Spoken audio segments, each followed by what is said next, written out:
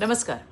पुण्यातील फरासखाना पोलीस स्टेशनमध्ये जे घडलं ते अत्यंत संतापजनक आणि वेदनादायक आहे. जबरदस्तीने वेश्या व्यवसायात ढकलले जात असल्याची तक्रार घेऊन एक महिला मदतीसाठी पोलीस ठाण्यात जाते आणि तिची तक्रार नोंदवली जात नाहीच. उलट तिला एक महिला पोलीस कर्मचारी पुन्हा त्या दलालांच्या स्वाधीन करते.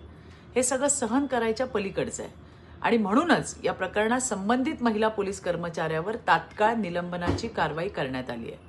एक महिला असून दुसऱ्या महिलेचं दुःख समजू नये आणि पुन्हा त्या बाईला त्या दलदलीत ढकलण्याचा हक्क या कॉन्स्टेबलला दिला कोणी? ते क्रूर कृत्य करणाऱ्या महिला कॉन्स्टेबलवर विभागीय कारवाई झाली आहेच, तसंच फौजदारी कारवाई सुद्धा होईल. लक्षात ठेवा, देवाभाऊंच्या नेतृत्वातील सरकारची महिलांविरुद्ध गुन्ह्यांबाबत झिरो टॉलरन्स नीती स्पष्ट आहे. इथे कायदा सर्वोच्च आहे आणि तो प्रत्येकासाठी समान आहे. धन्यवाद. जय हिंद, जय महाराष्ट्र.